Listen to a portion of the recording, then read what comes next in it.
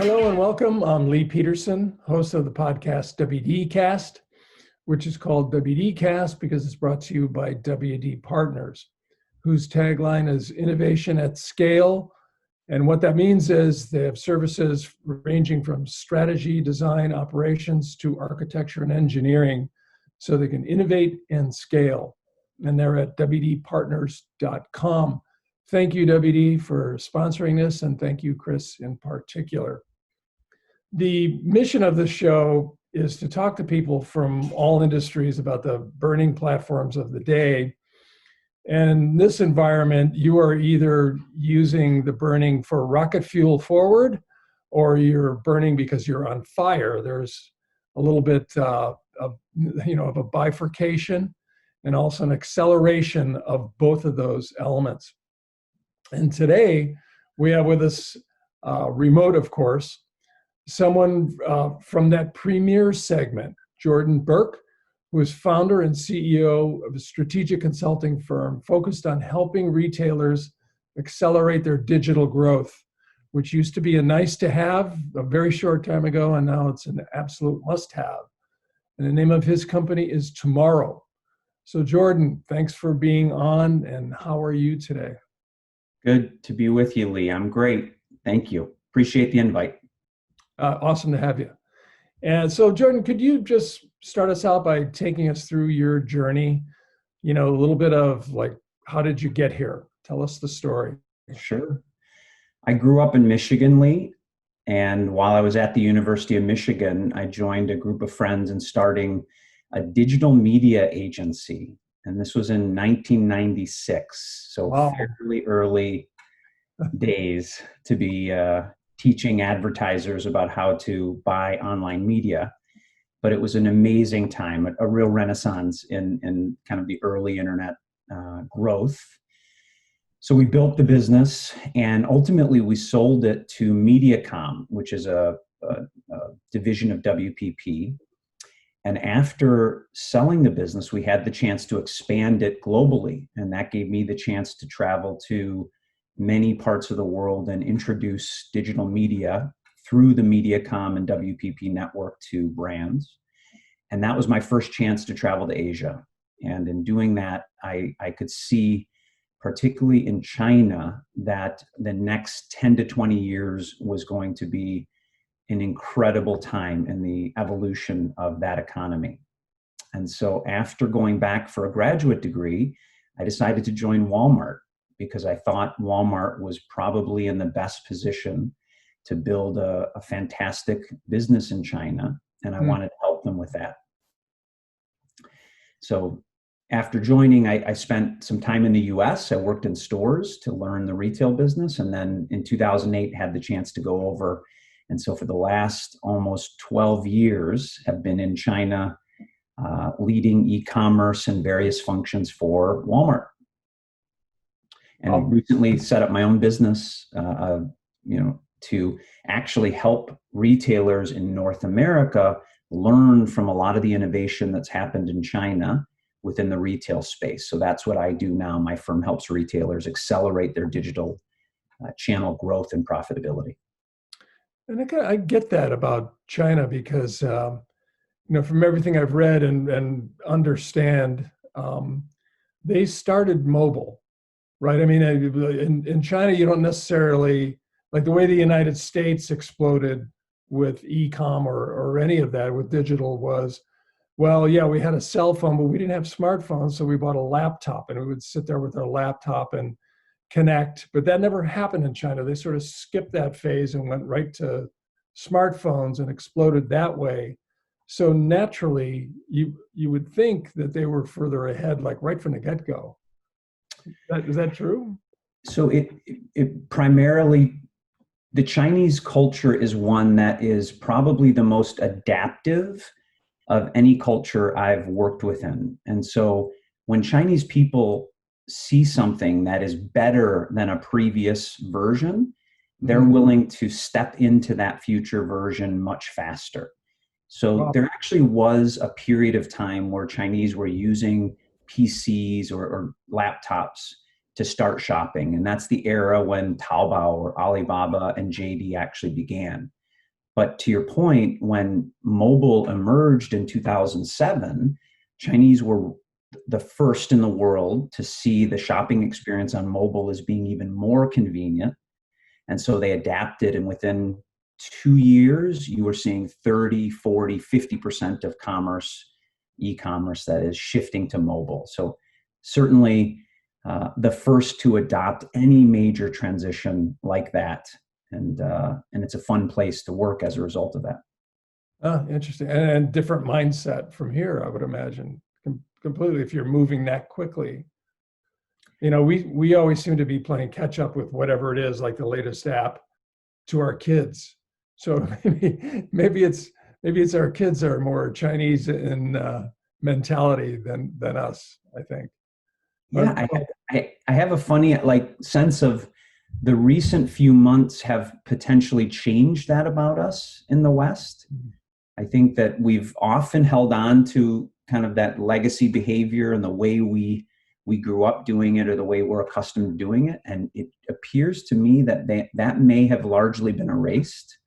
And folks now are in some ways behaving similar to those in other cultures that are more quick to adopt technology, even here. I also read that you were with a company called Beyond Interactive before Walmart, correct? It seems like a really formulative time. Were you involved with China with that company as well, or what happened there? Yeah, that was the business that was started in the basement of a friend's home in Ann Arbor while we were at Michigan, and it was an incredible experience, Lee. It was intended to help brands understand how to reach consumers online with online media.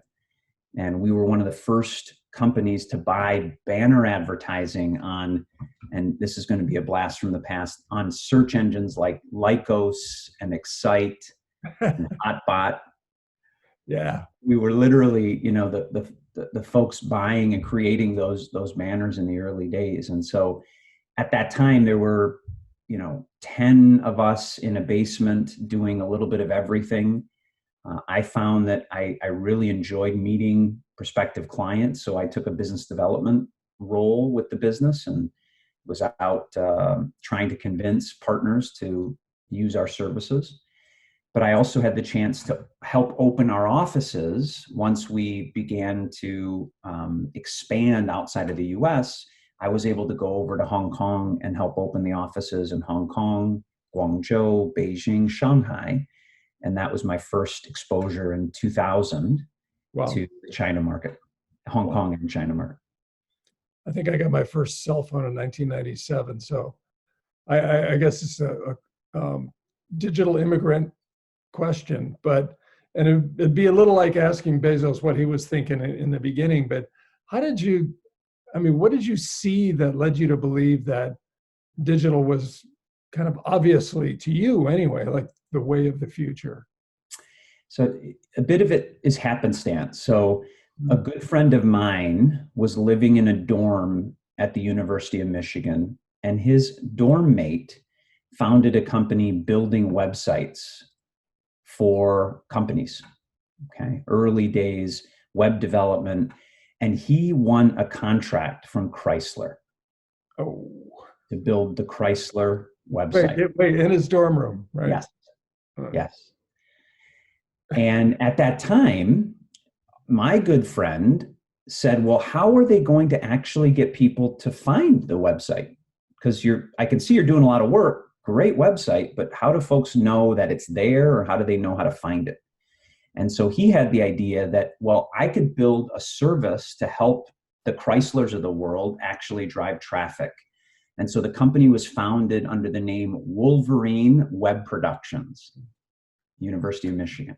Totally makes sense. That's where it kicked off. And soon we were finding that it wasn't just the Chryslers of the world, it was actually hundreds of smaller businesses that had been online already in the early days, but just didn't know how to drive traffic to their sites. And that became our swim lane, if you will, not building the site, but bringing folks to it. And that is now the digital media industry that obviously is such a big part of advertising today.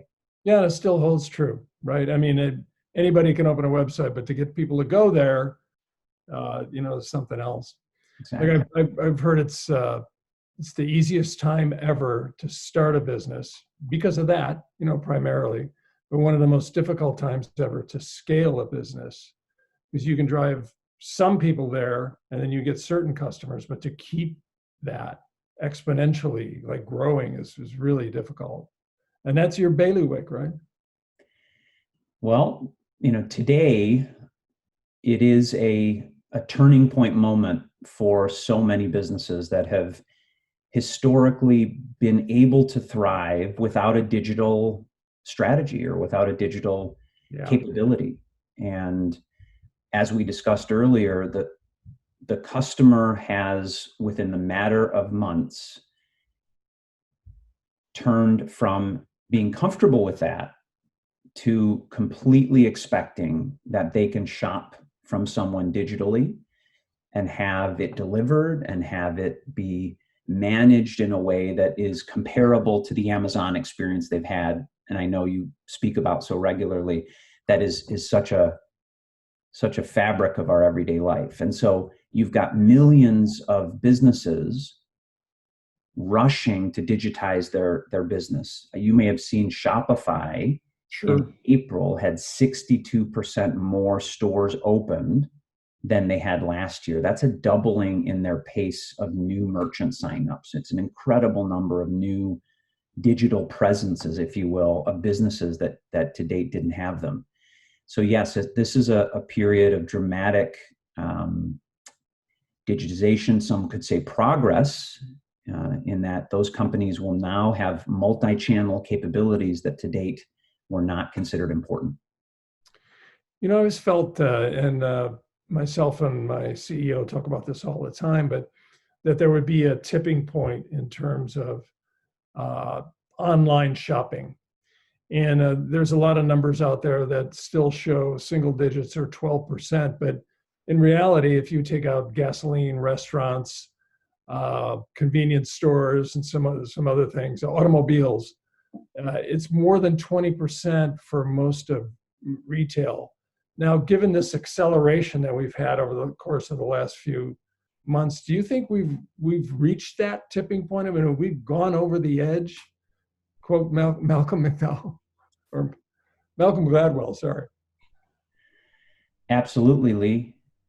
Absolutely. And particularly as you began to do, if you divide retail by category, right? So there are categories that have been beyond the tipping point now for years, right? Books, media, electronics, apparel are categories that are already in the 30+% penetration numbers.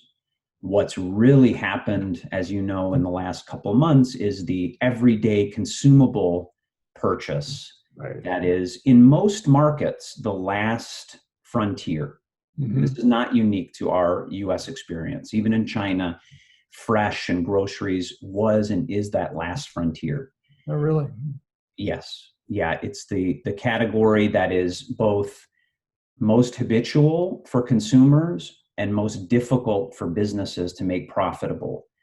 And so it's the hardest of the hard. But you've seen it in 8 weeks. I would argue that we have seen a 5-year step change in Americans' behavior as it relates to their everyday essentials. And while I'm predicting that 6 months from now, the total headline number that you're describing, that say 25%, will likely see a dip as folks go back into stores for an initial period. The tipping point has been reached where consumers are going to continue to increase their reliance on online for shopping. And it's just going to get better and better and better as an experience. Yeah, I agree. I remember the first time I shopped online for Christmas presents for the kids, and I don't know what it was, 97 or 98. I thought, well, I'm never going back to a mall on Christmas ever. And I always wondered what took people so long, but I think there was a lot of trust factors and purchase factors and, hiding your credit card number, that type of thing that I think we've all pretty much got over by now. So Lee, I have a funny story about 97 around that time, which was being based in Ann Arbor. The company Beyond Interactive had a dream of having Borders Books as a client, based in Ann Arbor, biggest bookseller in the country. Amazon, which may be where you bought those first Christmas gifts. Could be. Emerging. We went into Borders and presented a vision of how they could use digital media and e-commerce. And I'll never forget the leadership team at Borders saying, "You guys are crazy.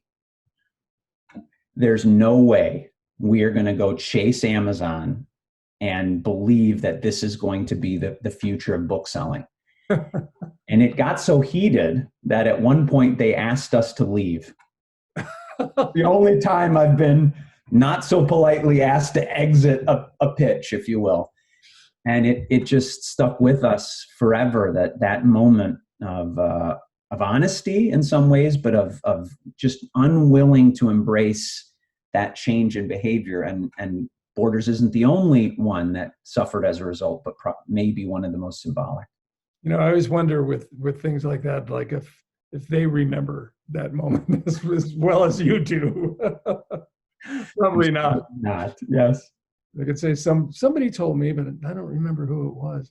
We've had a lot of similar incidents. We did some research 5 or 6 years ago about buy online, pick up in store. And we were asking consumers, like, what's the number one digital retail integration tool that you'd like to see? And we listed 15 of them.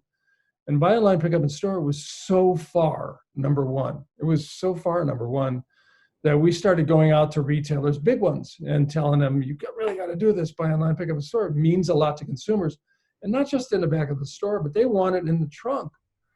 And, of course, we were thinking the consumer rules the world, right? But we quickly found out that operations for most retailers really rules their world.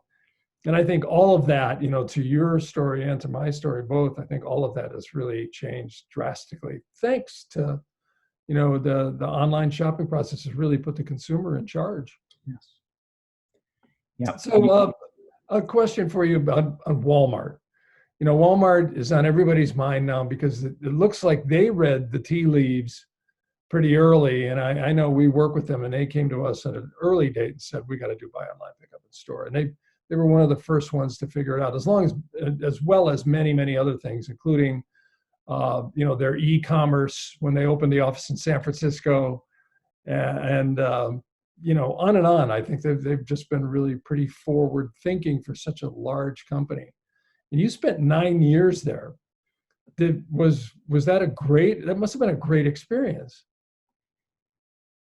It was. Walmart is an incredible organization on many levels. First, the culture, as you've been exposed to, is unique. It's a culture that is very open and really focused on results and execution over politics and other factors. It tends to be a really open-minded and easy to operate in environment. Wow. It's had the gift of having, and this is a reflection on the leadership, but of very visionary leadership for the last 10 years. And so Doug McMillon, the current CEO, Greg Ferran, who was CEO of the US business, and now John Furner, are some of the best retailers, certainly in the current environment, and I would say probably historically would be up there with some of the best. And they understand that omni-channel, or the ability to serve customers across any occasion and any technology platform, is essential. I think there's a benefit that Walmart has had of being a global retailer, of which there aren't that many today, right, which is understanding what was happening in the UK, where online grocery has been mature since the early 2000s. Understanding the China market, where, as we've talked about, there was a very early adoption of mobile, online grocery, mobile pay. They've been able to take the learnings from across many markets and capitalize on those in the US market. And so I think that's given them more fuel and more learning to accelerate that digitization, which has helped significantly. And you were in charge of e-commerce, is that correct, for Walmart China, or is getting it going?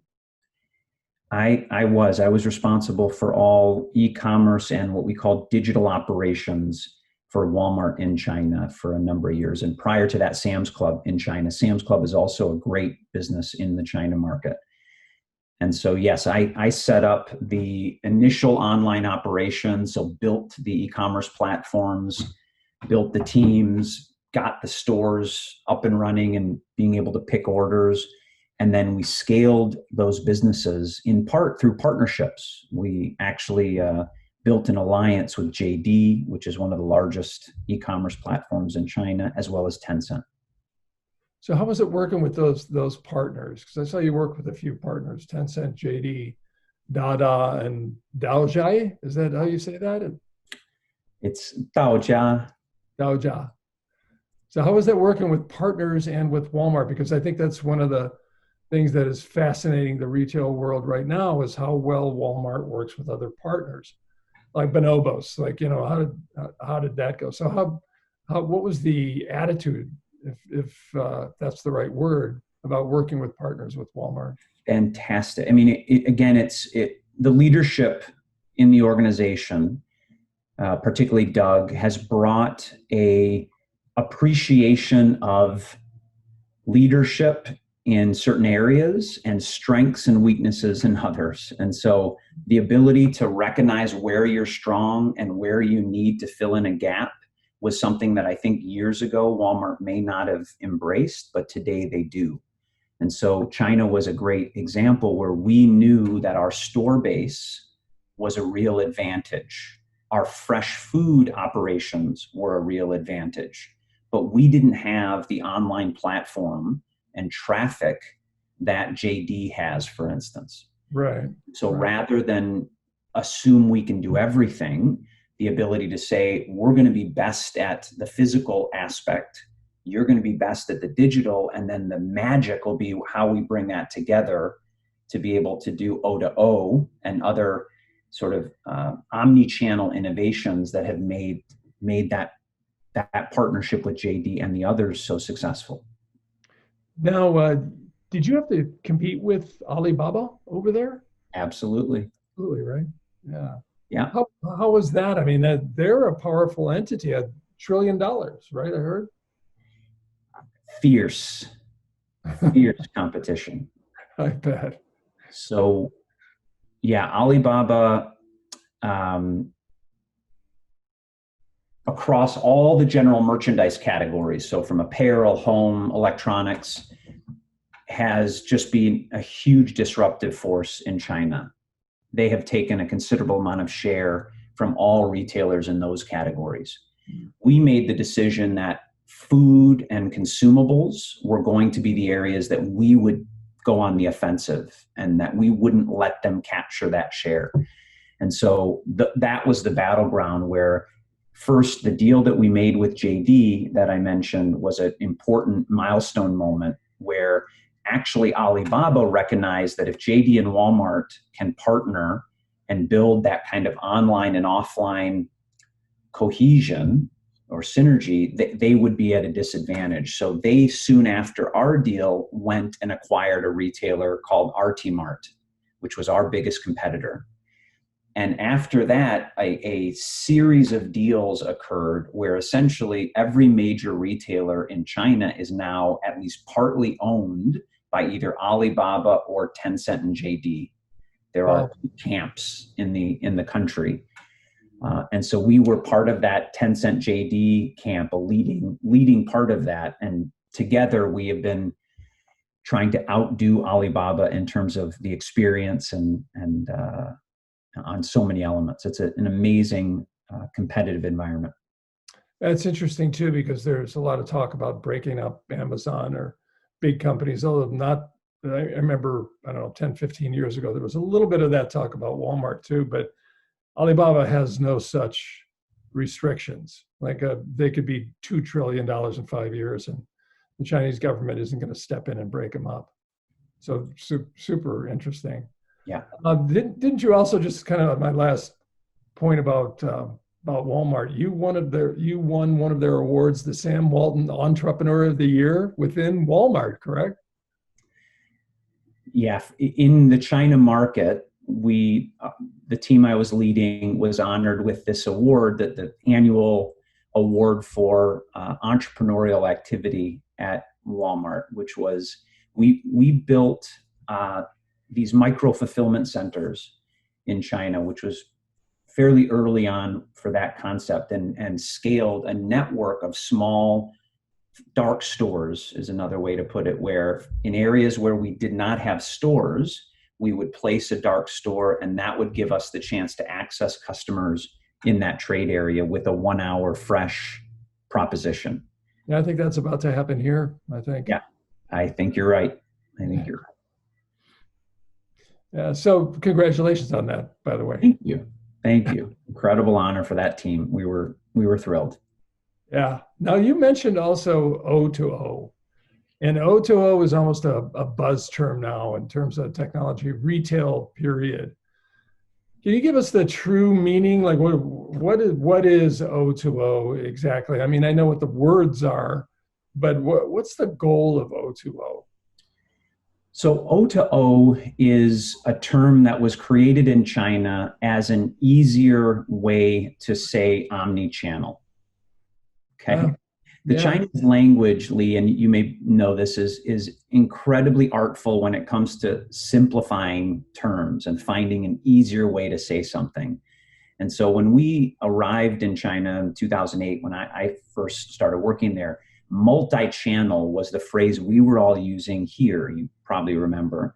Sure. And in Chinese, multi-channel, which is 多渠道, is sort of a clumsy, not a very easy phrase to use. And so someone in 2010, I remember, said, well, isn't it just about combining online and offline in a way that leverages the best of both? And so why don't we just call it O2O? Because isn't it multi-directional? It's not just from online to offline, it's actually offline to online as well. Yeah. So they used it, and when something like that happens in China, usually it catches fire, and the phrase was used and now is part of the dialect in business Chinese that everyone refers to omni-channel as O2O. Wow, interesting. Yeah, my son spent 2.5 years teaching English in China, and he was nothing but complimentary. He said it was really interesting. He'd think like, well, I could use some extra money. He would just go out and talk to a couple of people, and these guys would go, well, yeah, you can work here today, very entrepreneurial. You can work here today, you can work there tomorrow, and but no paperwork or anything like that, cash exchange. I mean, it was an interesting environment that he talked about. It'd be kind of fun. And I know from my personal experience in China, it is very, very competitive. When we would set a garment, let's say, and say, price it out, the manufacturers were incredible. Let's put it that way. I mean, they really wanted to win. The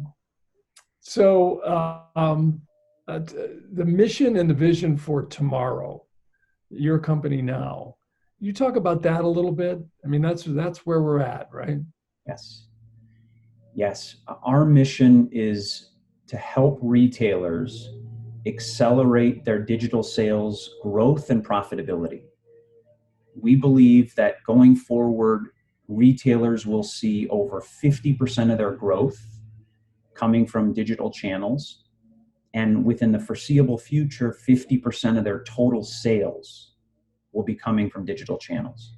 Mm-hmm. And so the ability to have a clear channel strategy and understand, how do I serve customers via digital channels? Is it via our own native app? Is it on a marketplace like an Amazon or an Instacart? And if so, what are the roles of those different channels? How do we use our stores as fulfillment centers?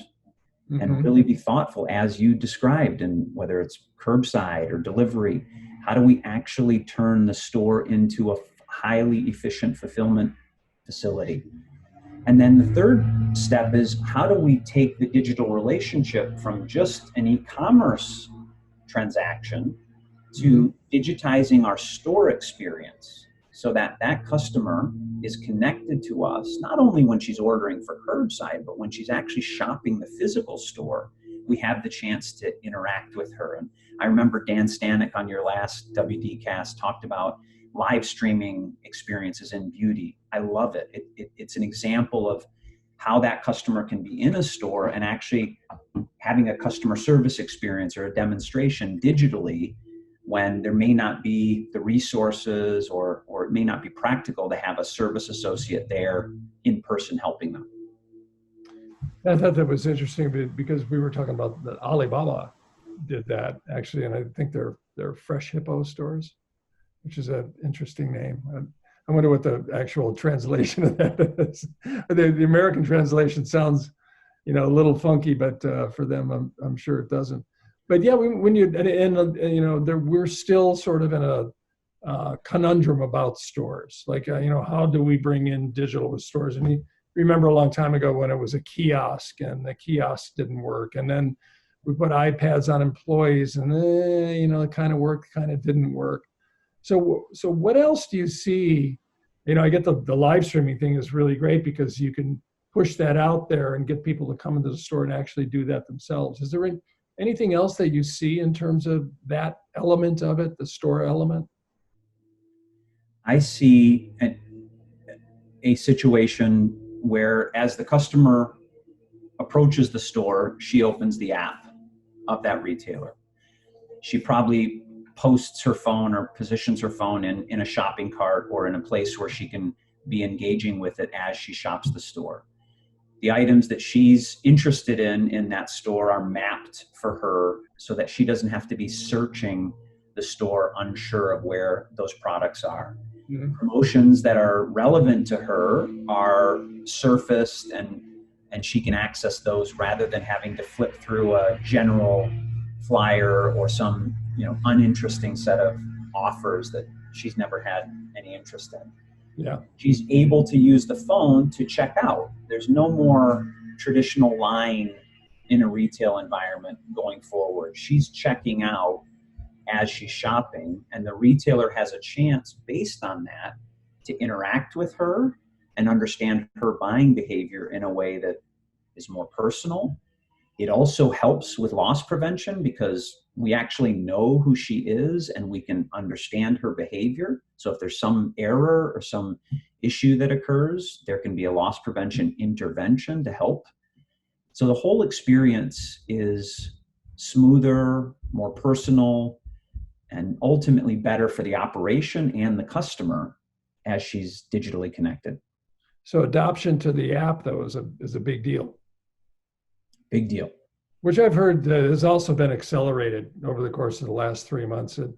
And people were hesitant at first because I think, and I know from my kids, they downloaded 100 apps right away in the first year or so that it was possible. And then they've sort of been really kind of choosy about how they do it. But now, if it helps you shop and it helps you buy things online, mobile, you could be driving around and basically press a few buttons and get your groceries. It seems to make more of a sense, but adoption of the app is kind of a big deal, right? Yeah, it's the onus is on the retailer to figure out what are the pain points that are just so off-putting that if I can digitize that element, the app becomes essential. No customer, you'll see at a Sam's Club today, customers looking at the Scan and Go member walking out of the club without waiting in the 20-minute queue on a weekend and just saying, that's crazy. Well, what am I doing? And instantly converting to digital because they just can't believe that they've been waiting in line all these years.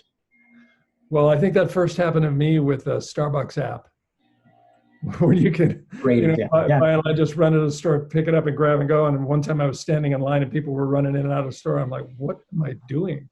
So that's an interesting way to kind of show it, is to maybe put the line where you just pick up your merchandise right by a checkout line.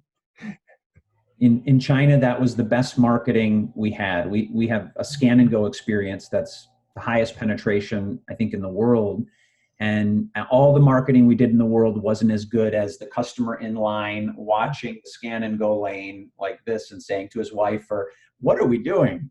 Like, Yeah. where do we download this and get out of this wasted line experience?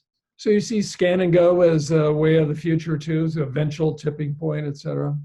I'm very bullish on mobile checkout. I think if you look at the different options from computer vision, Amazon Go, through to maybe a Trigo or a kind of a hybrid computer vision and other hardware solution all the way down to mobile checkout, I think retailers are going to find that mobile checkout is the most practical, Yeah. flexible, cost effective, and has many other benefits, right? It's not just about the checkout moment that you're trying to digitize and improve. So you may do computer vision and that helps with checkout, but what does it help you personalize promotions? Does it help you map the store? Does it help you monetize the experience? No, it's very limited in that use case. So I think mobile is the much more attractive option for that, and we'll see. Interesting. Well, thanks for all the incredible insights and all that. Now, would you mind if I threw you a couple of softballs? Let's see if they're softballs. Yeah, sure. Well, first one maybe is kind of a somewhere in between, but let's say that 2020 happened, and we all know, I at least I feel like most retailers, most businesses are going to take, the next 3 months to just figure out how to operate. And, what is the new normal, et cetera, et cetera. It's another catchphrase that I think we're on the precipice of going through. And then we're going to start to operate, I think, fourth quarter. And, hopefully, there isn't a big comeback of this thing. And, we're on to the next thing, and some people are going to win and some people are going to lose, et cetera, et cetera. So what do you see for 2021? Where do you see us like winding up after all this? Three things that come to mind, I think. I think customers are going to look back from 2021 and say, how did we ever live without this convenience? Yeah. Well, I'm already doing that with online shopping, it's interesting talking to your kids and even cell phones.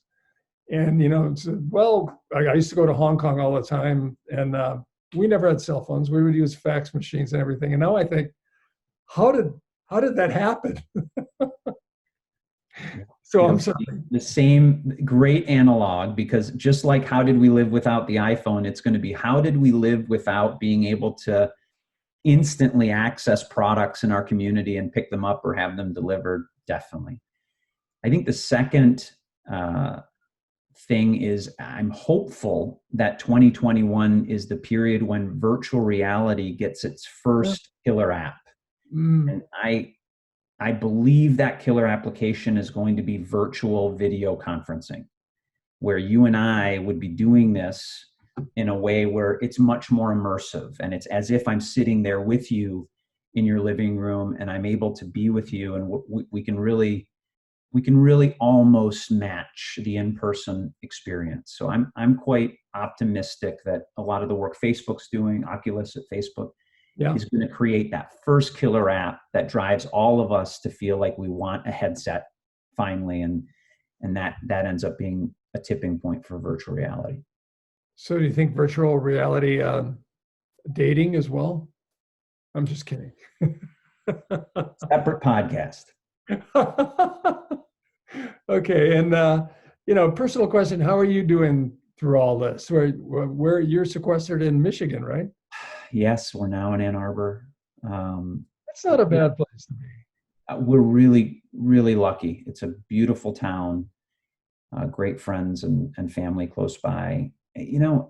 I've noticed that I've changed quite a bit through this period, and I wouldn't have expected 2 months to have such a big impact. I used to feel like in-person connections were so important, and I couldn't imagine not wanting to be physically, in the same space of people. And I never thought it could be as good, but I've really come to appreciate just how well we can connect 2D like this. And I feel like I've changed in my expectation and not needing to be in person.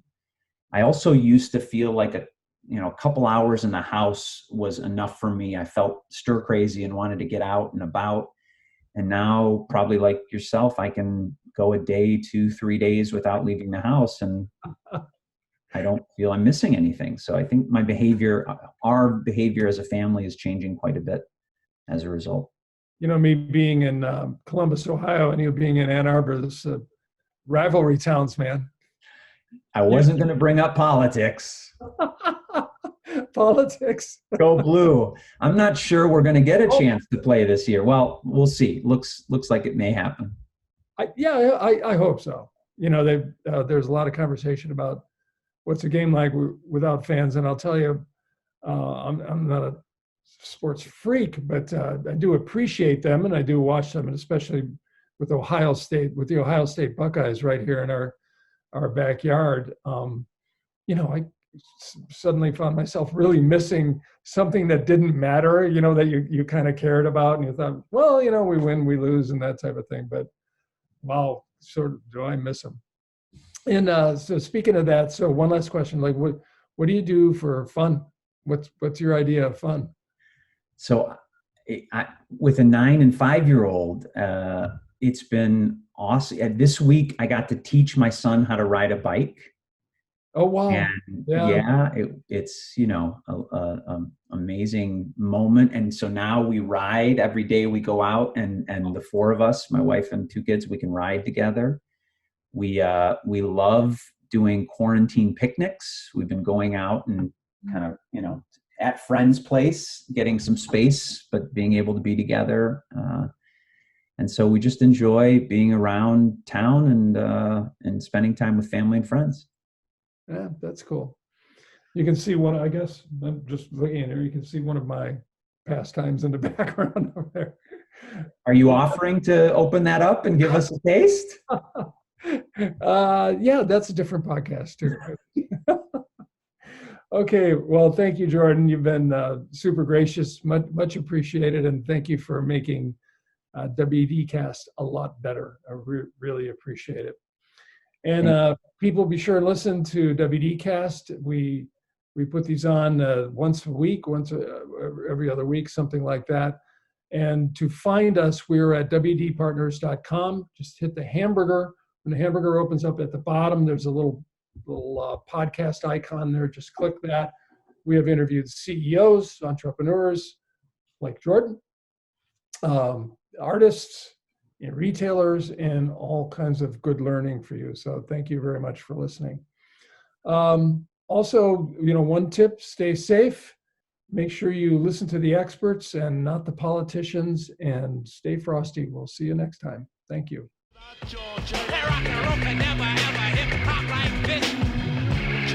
Check it out, Georgia.